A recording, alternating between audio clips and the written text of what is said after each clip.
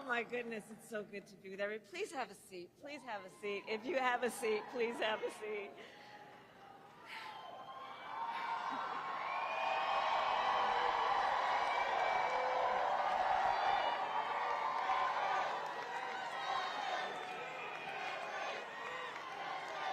It is good to be in the House of Labor.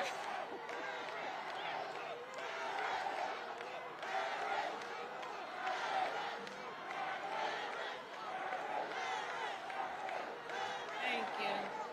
Thank you. Thank you. Thank you. Thank you. Thank you. My goodness. Thank you, everybody. Thank you. Thank you. Thank you. Thank you. Oh, thank you all. Thank you so very much. Thank you. Can we hear it for Brittany, please?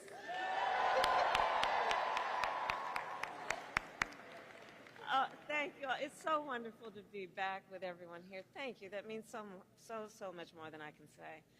Randy, thank you for your friendship, your long-standing friendship. As we all know, Randy is a force, and she has been an incredible friend and an advisor to the President and me. And I want to thank you on behalf of the President and me and our country for all that you are. And I want to begin by saying a few words about our President, Joe Biden. You know, right? Yeah. So last night, our President addressed the nation, and he showed once again what true leadership looks like. He really did. His words were poignant. You know, I'll speak in a moment about the importance of reminding people of history, teaching America's true history. He thinks and talks about his work and our country, understanding what it means in terms of what we do now and how that will impact the future. He thinks about our history in the context of the importance of the work we do now. And over the past 3.5 years and over his entire career, Joe has led with grace and strength and bold vision and deep compassion. And as he said, that's right. And as he said, in the next 6 months, he will continue to fight for the American people, and I know we are all deeply, deeply grateful for his continued service to our nation. Thank you. Thank you.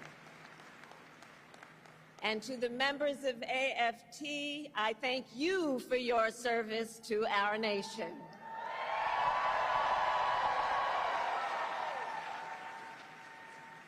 From the public service workers and higher education faculty to the school bus drivers and the custodians, to the school nurses and our teachers, you all do God's work educating our children, the whole ecosystem of who are AFT members. It is you who have taken on the most noble of work, which is to concern yourself with the well-being of the children of America. And I thank you for that. I thank you for that. And I thank you also for your support over the years and for being the first union to endorse me this week.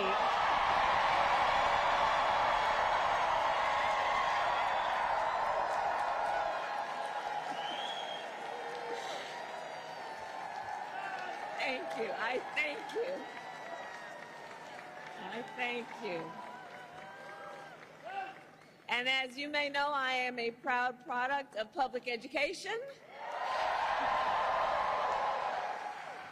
Many of you know that my first grade teacher, Mrs. Frances Wilson, God rest her soul, taught me and educated me and encouraged me and inspired me.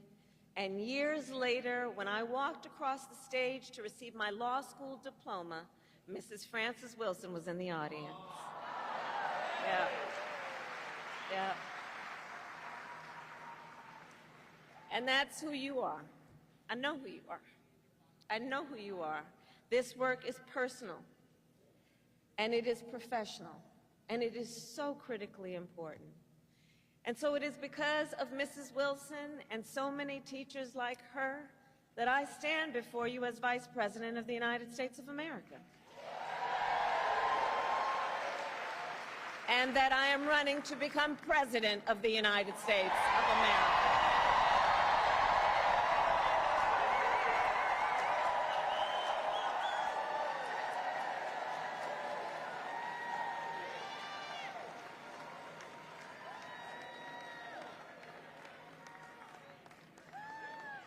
And what I know firsthand is that our teachers and all those who are here, all the members of AFT, I know that by nature you are visionaries. You are focused on the future. The work you do is about a focus on the future. You see the potential in every child. You foster it, you encourage it, and in so doing, you shape the future of our nation, which is why I say we need you so desperately right now. Today, we face a choice between two very different visions for our nation.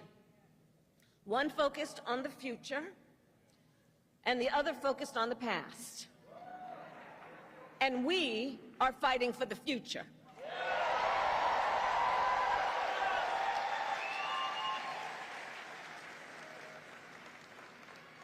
And in our vision of the future, we see a place where every person has the opportunity not just to get by, but to get ahead. A future where no child has to grow up in poverty, where every senior can retire with dignity, and where every worker has the freedom to join a union.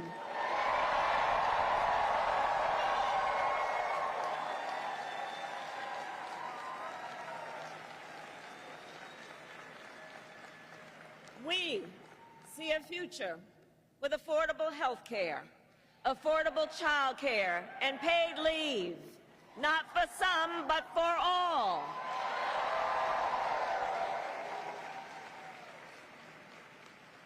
We see a future where every student has the support and the resources they need to thrive, and a future where no teacher has to struggle with the burden of student loan debt.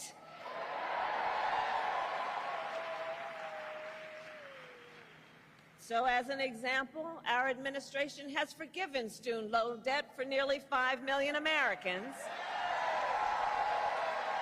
and twice as much for our public servants, including our teachers.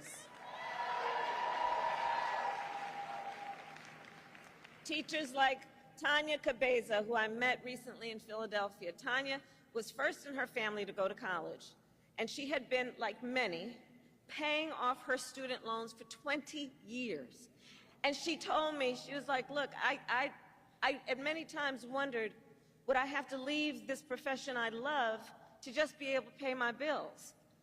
But I did it, I didn't leave, because I love what I do and I understand the importance. But making decisions then about what she could afford in terms of her daily obligations and dealing with these loans. And after 20 years, she still owed $40,000 in student loans. And we forgave it all.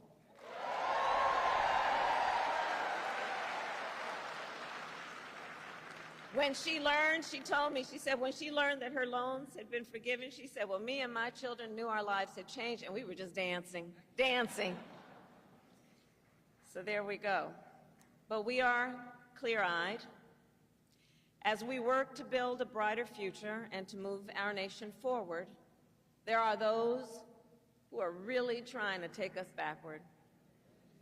And you, I'm sure, have seen their agenda, Project 2025. Randy, can you believe they put that thing in writing? 900 pages in writing. So Project 2025 is a plan to return America to a dark past. Donald Trump and his extreme allies want to take our nation back to failed trickle-down economic policies, back to union busting, back to tax breaks for billionaires. Donald Trump and his allies want to cut Medicare and Social Security, to stop student loan forgiveness for teachers and other public servants. And I say to AFT, they even want to eliminate the Department of Education and end Head Start, which of course would take away preschool from hundreds of thousands of our children. He intends to give tax breaks to billionaires and big corporations and make working families foot the bill. And he intends to end the Affordable Care Act. Now think about that, to take us back to a time when insurance companies had the power to deny people with pre-existing conditions. Remember what that was like? Children with asthma, women who survived breast cancer, grandparents with diabetes. You know, America has tried these failed economic policies before, but we are not going back. We are not going back.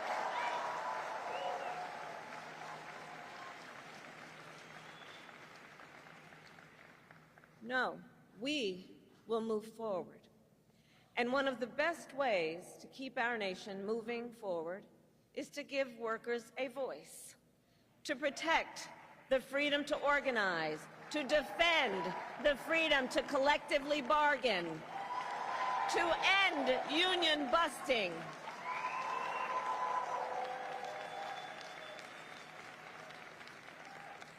As head of the White House Labor Task Force, I have led our work to eliminate barriers to organizing in both public and private sectors, including for teachers. But there is more that we must do. President Joe Biden and I promised to sign the PRO Act into law, and I promise you I will keep that promise.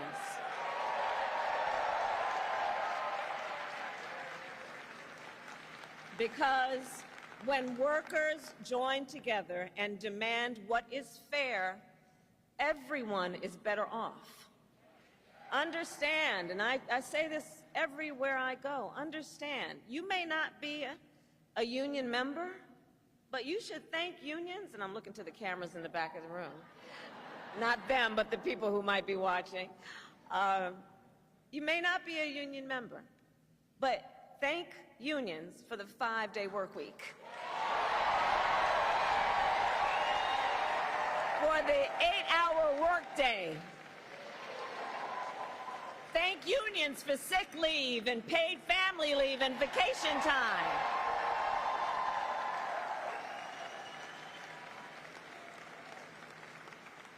Because the fact is, unions helped build America's middle class. And when unions are strong, America is strong.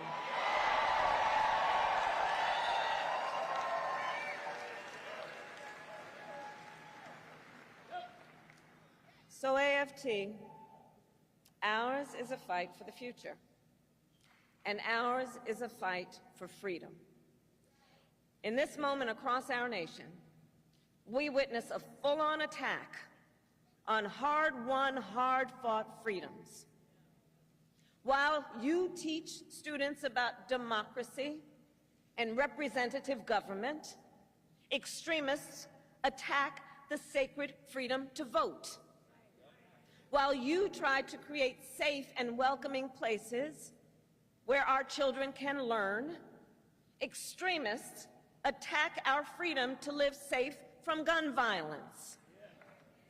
They have the nerve to tell teachers to strap on a gun in the classroom,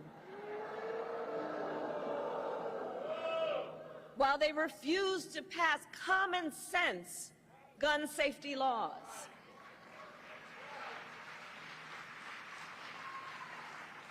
And while you teach students about our nation's past, these extremists attack the freedom to learn and acknowledge our nation's true and full history, including book bans. Book bans in this year of our Lord 2024. And on these last two issues, just think about it. So we want to ban assault weapons, and they want to ban books. Can you imagine? All the while, these extremists also attack the freedom to love who you love openly and with pride.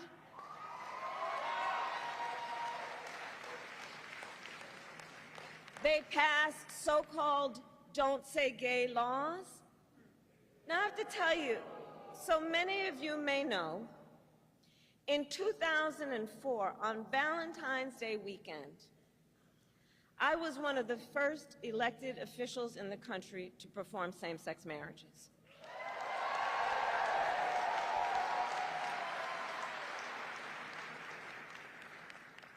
So here's the thing. It pains me so to think 20 years later that there are some young teachers in their 20s who are afraid to put up a photograph of themselves and their partner for fear they could lose their job. And what is their job? The most noble of work, teaching other people's children. And God knows we don't pay you enough as it is.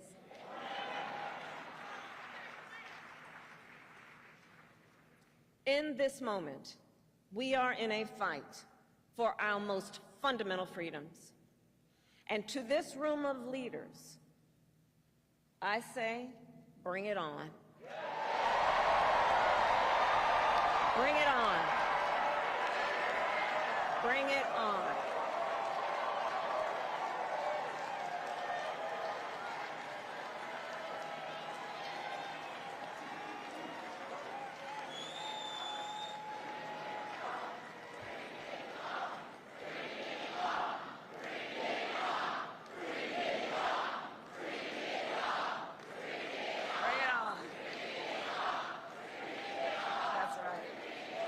Because here's the thing. We believe in our country. We believe in its promise of freedom. And the American people believe in the promise of freedom. So we are in the fight. We who believe in the freedom to vote will pass the John Lewis Voting Rights Advancement Act and the Freedom to Vote Act. We who believe in the freedom to live safe from gun violence will pass an assault weapons ban. We who believe that every American should be free from bigotry and hate will fight to protect our teachers and our students from discrimination and make sure every student can learn America's history. And we who believe in reproductive freedom will restore the freedom of a woman to make decisions about her own body and not have her government telling her what to do.